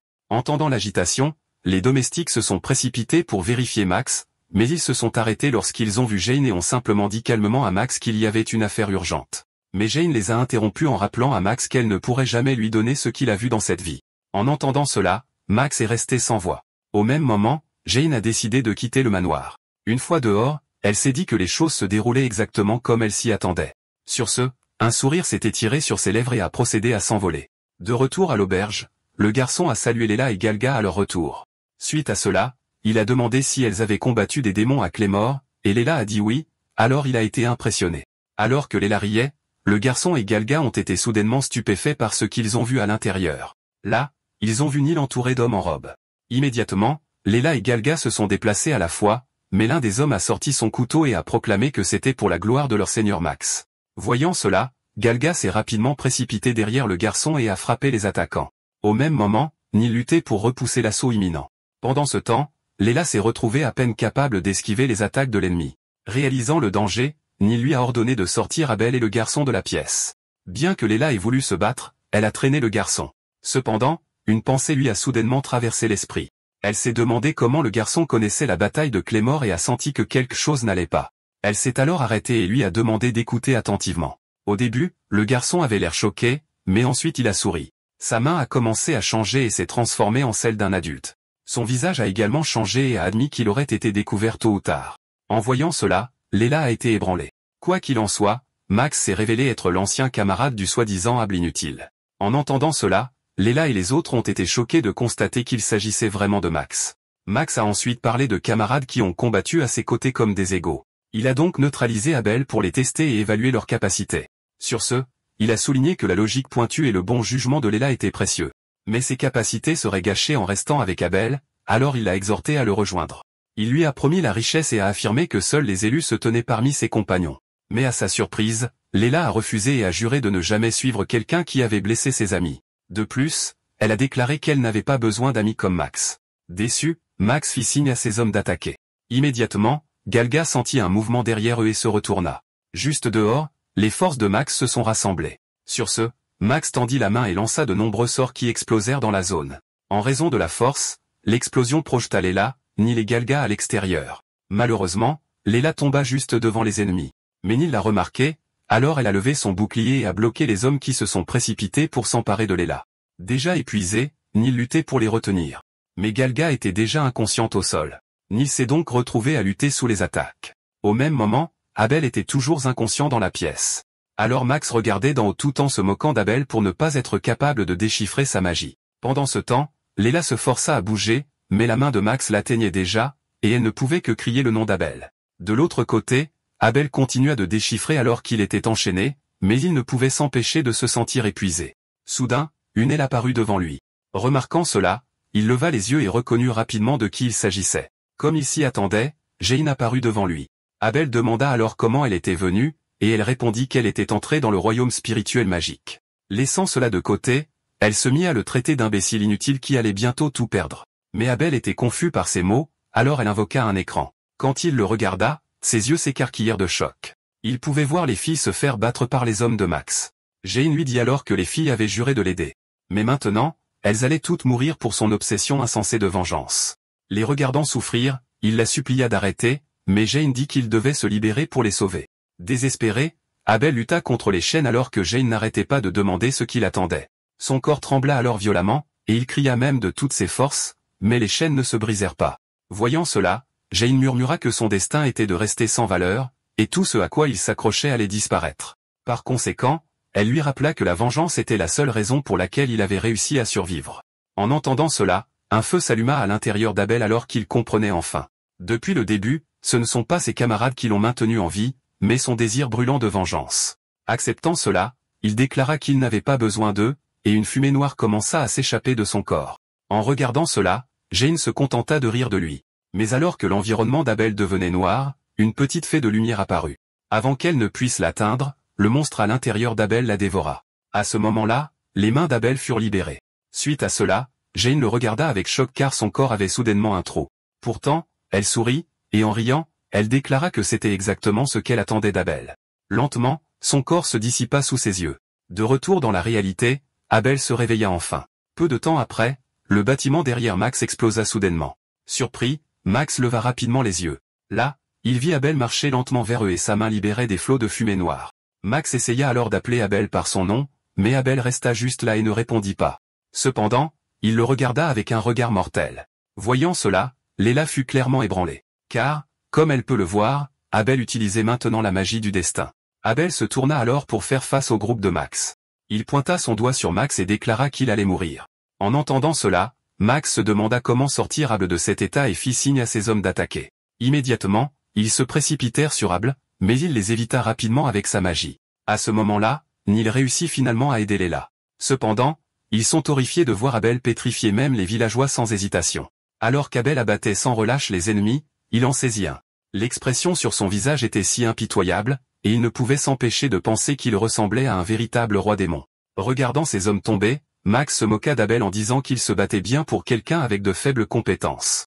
Cependant, il lui rappela qu'ils étaient tous les deux des mages spirituels, alors il suggéra qu'ils règlent cela eux-mêmes. Sans tarder, Max lança une rafale de sorts, mais Abel leva simplement un bouclier. Après un court instant, il avait complètement déchiffré l'attaque. Il contre-attaqua alors avec le même barrage de sorts. En réponse, Max s'enferma dans un bouclier circulaire, mais il réalisa rapidement que la magie ordinaire n'avait plus aucun effet sur Abel. Malgré tout, il persévéra et était certain que la fin d'Abel était proche car son pouvoir ne ressemblait à celui de personne d'autre. Levant la main, Max lança sa magie de scellement et frappa Abel directement. Voyant cela, Léla regarda avec inquiétude. Bien que le corps d'Abel vacille, les chaînes qui étaient censées le lier se brisèrent. Voyant cela, les yeux de Max s'écarquillèrent de choc. Alors qu'Abel se stabilisait, il demanda à Max à quoi bon essayer de le lier. Max lui ordonna alors nerveusement de rester à l'écart, mais Abel se contenta de se retourner vers lui et demanda pourquoi il tenterait même de le faire. Max répondit alors par une autre question en demandant quelle différence cela ferait. Il dit ensuite à Abel que sa magie spirituelle était bien plus performante, mais à la surprise de Max, c'est sa propre main qui se retrouva liée à la place. Voyant cela, les hommes de Max, Neil et Léla ne purent s'empêcher de halter de surprise. Incapable d'y croire, Max demanda à Abel comment il avait pu détruire sa magie spirituelle. Alors que la panique montait en lui, Max continua de s'agiter au sujet de sa magie de plafond, mais il fut soudainement frappé par un violent coup de poing au visage. Alors qu'il tombait au sol, Abel s'exclama qu'il s'agissait de la même magie spirituelle, mais sur un plan supérieur. Choqué, Max demanda s'il était si facile à déchiffrer, et Abel répondit que sa magie spirituelle surpassait de loin la sienne. En entendant cela, le froncement de sourcils de Max se transforma lentement en un sourire. Sur ce, il admit que c'était magnifique. Aussi loin qu'il se souvienne, les esprits l'avaient toujours choisi, le rendant spécial et méfiant envers quiconque plus faible que lui. Sachant qu'Abel avait été choisi, il pensait qu'Abel méritait de marcher à ses côtés. Il a aussi ajouté que le jour où il a affronté le roi démon, il avait ressenti son pouvoir terrifiant, mais Abel a ignoré ses paroles et l'a impitoyablement frappé avec son poing. Choquée par sa sauvagerie, Leila lui a crié d'arrêter, mais Able n'a pas écouté. Elle réalisa alors que si cela avait été le précédent Able, il aurait calmement écouté ses ennemis. Mais maintenant, même lorsqu'elle le suppliait, Able continuait son agression. Après cela, Max a été battu en une pulpe brisée, mais Abel a continué à lui poser des questions et à exiger où était Stark. Serrant à peine la vie, Max a murmuré que Stark était piégé dans le château du roi démon. En entendant cela, Abel a commencé à lancer sa magie sur lui. Alors le corps de Max a commencé à se transformer en pierre. Désespéré, il a essayé de supplier et à rappeler à Abel qu'ils étaient autrefois amis. Quoi qu'il en soit, Max a été complètement transformé en pierre. Après cela, Abel l'a écrasé sous son pied. Puis il a déclaré qu'il n'avait pas besoin d'amis. Mais soudain, il a entendu Leila l'appeler par son nom. Pourtant, il a refusé de leur répondre. Alors qu'il fermait les yeux, il se souvenait du vœu féroce de Leila de se tenir à ses côtés. Il se souvenait également de la demande de Galga de mettre fin à la tyrannie, et du vœu de Nil de se battre à ses côtés jusqu'à la chute du Seigneur démon. Par conséquent, il ne pouvait pas oublier les quatre debout ensemble au combat, ni le sourire éclatant que Leila lui avait autrefois montré. Avec ses souvenirs, Abel s'est tourné vers eux et leur a dit qu'il se reverrait. Alors que Leila était encore choquée, il s'est élevé dans le ciel et s'est rapidement envolé. Étourdie par cela, Leila s'est effondrée au sol. Elle a essayé de tendre la main dans sa direction, mais tout ce qu'elle pouvait faire maintenant était de pleurer avec les autres. Après cela, les trois se sont finalement calmés. Nil a alors commencé à demander ce qu'il ferait ensuite, et Galga a répondu qu'il devrait suivre Abel. Mais Nil a protesté que c'était inutile car leur voix ne pouvait plus l'atteindre. Alors que les deux se disputaient, Leila a soudainement commencé à sentir quelque chose de mal. Sa respiration est devenue lourde, et avant longtemps, elle a commencé à se sentir étourdie. En la voyant s'effondrer, Nil et Galga se sont précipités à ses côtés et l'ont exhortée à respirer. Pourtant, alors que sa conscience s'estompait, Leila ne pouvait penser qu'à Abel. Un mois plus tard au château du roi démon, toute la zone environnante était en ruine. À l'intérieur, un démon s'est précipité vers Andal et a rapporté que leurs troupes se battaient toujours, mais ont été presque anéanties par un seul intrus. En entendant cela, Andal a ri car il s'attendait déjà à l'arrivée d'Abel. Pendant ce temps, Abel a avancé plus profondément dans le territoire. En le voyant, les démons ont juré de le tuer au nom de leur roi. En réponse, Abel a calmement levé la main et a libéré sa magie. Avec cela, il les a abattus sans hésitation. Ses attaques ont plus sans pause, et à chaque coup, un sourire sinistre s'est répandu sur son visage. Bientôt, le champ de bataille a été jonché de démons vaincus, mais l'un d'eux est resté en vie, alors Abel l'a saisi. Après cela, il a exigé où était Stark, et le démon a dit qu'il était dans le donjon. Après avoir obtenu la réponse, Able l'a brûlé en cendres et a continué son chemin. Alors qu'il descendait dans le donjon, Able était sûr que Stark était ici, et c'est là que tout se terminerait. En cours de route, le souvenir de ce jour il y a 20 ans a éclaté dans son esprit et a renforcé sa détermination. Plus tard, dans le donjon tranquille, la lourde porte s'est soudainement ouverte. En conséquence, les prisonniers à l'intérieur ont sursauté au son. Mais quand Able est entré, l'un des captifs a soudainement crié son nom. En regardant vers la direction de la voix, Able n'a pas vu l'image jeune de Stark du passé. Au lieu de cela, ce qui se tenait devant lui était un vieil homme maigre et hagard. Néanmoins, Able a déclaré que le moment était venu. Avec l'intention de tuer Stark, il a utilisé sa magie pour plier les barreaux de la prison. Après avoir atteint le côté de Stark, il l'a saisi par le cou. Alors qu'Able regardait Stark se débattre pour respirer, il l'a silencieusement traité de lâche. D'ailleurs, l'homme devant lui ne ressemblait en rien à la figure courageuse gravée dans sa mémoire. Malgré tout, Able a commencé à l'interroger sur ce qui s'était passé il y a 20 ans et pourquoi il l'avait trahi. Hanté par le passé, Able a insisté pour demander à Stark les choses qu'il avait faites et a exigé ses réponses. Tremblant, Stark a essayé de répondre, mais au lieu de cela, il a choisi de rester ferme. Il a ensuite déclaré qu'il ne voulait pas mourir, qu'il était prêt à tout pour survivre, et c'est pourquoi il était toujours en vie. Par conséquent, il a admis qu'il avait tué d'autres personnes sans hésitation. En entendant cela, Abel le regarda avec une expression dédaigneuse. Après l'avoir repoussé, il a fait remarquer que Stark avait toujours été ainsi. Alors qu'il sortait son couteau, il a ajouté que Stark était quelqu'un qui valorisait sa propre vie par-dessus tout. Sur ce, il a balancé la lame et a déclaré que Stark n'avait jamais été un homme courageux mais un lâche. Alors que le couteau le perçait, Able a murmuré qu'il avait autrefois pensé qu'ils étaient amis. Pendant ce temps, les prisonniers qui ont été témoins de cela sont devenus tendus et mal à l'aise. Alors que le sang coulait sur le sol, Stark a réussi à appeler le nom d'Able avec sa dernière force. Il a ensuite expliqué qu'il n'avait jamais voulu que les choses se terminent ainsi. Peu de temps après, le couteau a claqué sur le sol. Enfin, la vengeance tant attendue d'Able avait finalement atteint sa fin. Pourtant, Able a regardé Stark, qui est maintenant sans vie. Mais après un moment de silence, une fissure s'est soudainement fendue à travers le plafond. De là, Andal a émergé avec l'intention de saisir Able. Sentant le danger, Abel s'est retourné et a vu Andal rire en l'appelant un homme stupide. Bientôt, le sol a tremblé alors que leur environnement a commencé à trembler. Abel a alors réalisé que quelque chose n'allait pas et s'est demandé s'il y avait une autre présence à l'intérieur d'Andal. À sa surprise, des fragments de mémoire ont surgi dans son esprit. En eux, il a vu Andal tenant une fille, tandis que Stark avait l'air visiblement troublé. Sur ce, Stark a choisi de s'incliner devant le roi démon. Peu de temps après, un trou noir est apparu à l'intérieur du donjon.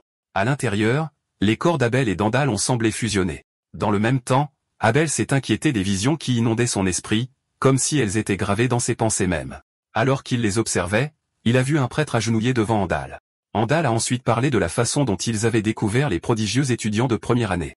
Le prêtre a alors admis que le pouvoir du garçon était latent, mais l'esprit l'avait déjà béni. En voyant ça, Abel a reconnu le prêtre de l'académie et a été stupéfait de le voir parler avec Andal. Soudain, Andal a eu envie d'être témoin de la magie spirituelle qui avait autrefois tué le roi démon. Mais ces mots ont déstabilisé le prêtre car la magie de fusion permettait au roi démon de fusionner et de partager son pouvoir. C'est pourquoi le prêtre a averti que pour la manier, il fallait d'abord que sa foi soit brisée. Mais Andal répond que c'est la raison pour laquelle il a fondé une académie, qui n'existe que pour que les humains le glorifient. En entendant ça, Abel a été stupéfait. Dans son esprit, des souvenirs ont défilé, des moments où il était harcelé, où il était sauvé, et où il croyait que Stark était son sauveur, et un ami en qui il pouvait avoir confiance. Mais maintenant, le prêtre a révélé que quelqu'un correspondait aux exigences d'Andal, et sur son ordre, Stark a été convoqué. En arrivant, Stark a été choqué de voir un prêtre servir le roi démon. L'ignorant, le prêtre a dit qu'il rejoindrait le groupe d'Abel juste pour le traiter comme un misérable pécheur. Cependant, Stark a exigé de savoir pourquoi il devrait faire une telle chose. En réponse, le prêtre a convoqué la sœur de Stark et l'a forcé à choisir. Puisque s'il résistait, sa sœur et tout ce qu'il aimait disparaîtraient. La peur a envahi Stark, et bien qu'il ait tremblé, tout ce qu'il pouvait faire était de s'incliner devant le roi démon. Soudain, la vision a basculé au jour où le prêtre a dit aux étudiants que l'oracle avait parlé. Mais aucun d'eux ne savait que le roi démon regardait et était amusé par le soi-disant groupe de héros. Pendant ce temps, Stark avait une expression sombre et ne voulait pas devenir un tel héros. Pourtant, leur voyage a commencé comme prévu. À un moment donné, Abel a commencé à lui dire qu'il n'était pas apte à se joindre à eux. Bien qu'il ait été surpris par cela, Stark s'est forcé à paraître résolu. Sur ce, il a frappé Abel à l'estomac. Puis il l'a regardé de haut comme s'il n'était rien de plus qu'un insecte. Alors qu'Abel était stupéfait, Stark lui a rappelé qu'ils n'étaient pas amis. Soudain, la scène a basculé au jour où ils ont affronté le roi démon. Andal a dirigé sa magie sur Stark. Alors Stark hurle de désespoir et tente de se protéger. Cependant, Abel l'a écarté. Surpris par cela, il a regardé Abel et a vu le regard déterminé d'Abel. Après que le sort ait frappé, le corps d'Abel a été transformé en pierre. Pendant ce temps, Andal était satisfait et espérait qu'Abel deviendrait plus fort jusqu'au jour où il le dévorerait. D'un autre côté, Stark était paralysé et n'arrivait toujours pas à y croire. Plus tard, après s'être échappé, Lana a fait remarquer qu'Abel avait enfin été utile et Gordon a acquiescé. En entendant ça, Stark a serré les dents de colère car il n'avait aucune idée de ce qui se passait réellement. Son corps s'est alors mis à trembler alors qu'il se demandait pourquoi Abel sauverait quelqu'un d'aussi insignifiant que lui. Quelque temps plus tard, au château du démon, Stark a été capturé et il a exigé des réponses d'Andal à qui il avait déjà obéi. Mais Andal a seulement répondu que Stark devrait rester là. Il a expliqué que la rancune, la colère et la soif de vengeance d'Abel ne feraient que s'envenimer et s'approfondir. Quand la rage d'Abel atteindrait son apogée et qu'il s'échapperait pour les traquer, Andal revendiquerait son corps à pleine puissance. Sur ce, Andal a assuré à Stark qu'il n'avait rien à craindre puisque sa famille serait juste là avec lui. Au début, Stark était confus, mais il a soudainement entendu du bruit derrière lui. En se retournant, ses yeux se sont écarquillés d'horreur. Là, il a vu sa mère et sa sœur se faire dévorer par des démons. Il a alors appelé sa mère, mais elle n'a plus répondu. Alors les larmes ont commencé à monter aux yeux de Stark. Pendant ce temps, Andal n'a pas pu s'empêcher de sourire et a commencé à rire de sa souffrance. Sur ce, Stark a été laissé en deuil de la mort de sa famille. En regardant cela se dérouler, Abel a finalement réalisé qu'il voyait la propre mémoire du roi démon. Après 20 ans, il s'était en effet libéré pour traquer le groupe de héros, mais a trouvé de nouveaux amis en chemin. Pourtant, Jane le ramène avec succès vers la vengeance, ce qui est exactement ce qu'Andal avait prévu. Alors que les corps d'Abel et d'Andal commencent à fusionner, les souvenirs de la poursuite de Gordon, Lana, Eden, et même le moment où il piétine le corps pétrifié de Max défilent. Maintenant, il a vu clairement qu'il avait été manipulé par Andal pour le façonner en le vaisseau parfait. Incapable de résister, Abel sentit la réalité s'éloigner alors que la volonté d'Andal prenait le dessus. Bientôt, le corps d'Abel éclata d'un rire maniaque. Maintenant fusionné avec Abel, Andal a déclaré que son pouvoir convoité tant attendu l'aiderait à ne jamais être vaincu.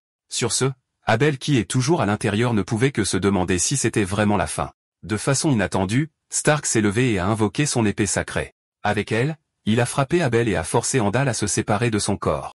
Alors qu'Andal était stupéfait, il a vu que le corps d'Abel commençait à s'éloigner. Sur ce, il n'arrivait pas à croire que Stark avait réussi à percer la magie de fusion. Pendant ce temps, Stark toussait déjà du sang, mais il a quand même tendu la main et a repoussé Abel. À ce moment-là, Abel s'est souvenu de la façon dont il avait autrefois sauvé Stark, mais maintenant, c'était Stark qui le sauvait. Alors que Stark prenait la place d'Abel dans la fusion d'Andal, il n'a pas oublié de sourire. Après cela, il a déclaré que cette fois, il agirait comme un véritable ami. Avec cela, il a dit à Abel qu'il était maintenant de son devoir de mettre fin aux démons une fois pour toutes. Suite à cela, Stark a commencé à agripper Andal qui lui a ordonné avec fureur de ne pas interférer. Un instant plus tard, une explosion massive a éclaté à l'intérieur du château. Plus tard, alors qu'Abel ouvrait les yeux, il s'est immédiatement redressé du sol.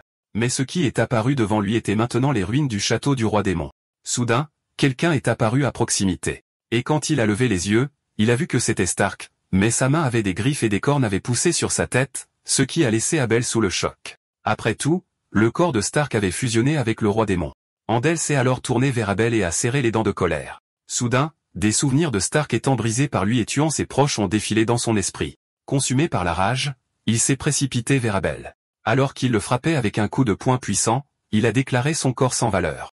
Sur ce, Abel a été envoyé voler sous l'impact et a été stupéfait par la puissance brute. En un instant, Andal est apparu derrière lui. Après avoir invoqué l'épée sacrée, il a tailladé Abel dans le dos. Après avoir été touché, Abel a réalisé que cette magie est vraiment celle de Stark. Une fois de plus, Abel a été jeté au sol.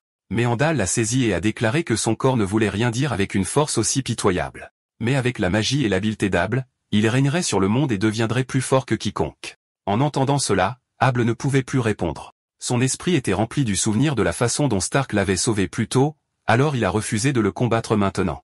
Mais même en sachant qu'il était fait pour être le vaisseau du roi démon, il ne pouvait toujours pas sauver Stark.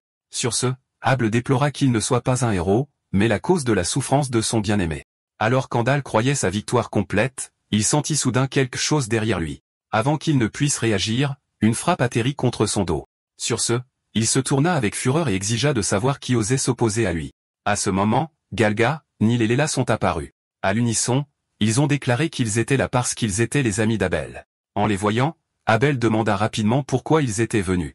Lela lui a alors dit qu'il se tiendrait là et se battrait à ses côtés. Pourtant, Abel se demandait pourquoi il s'était mis en danger pour lui.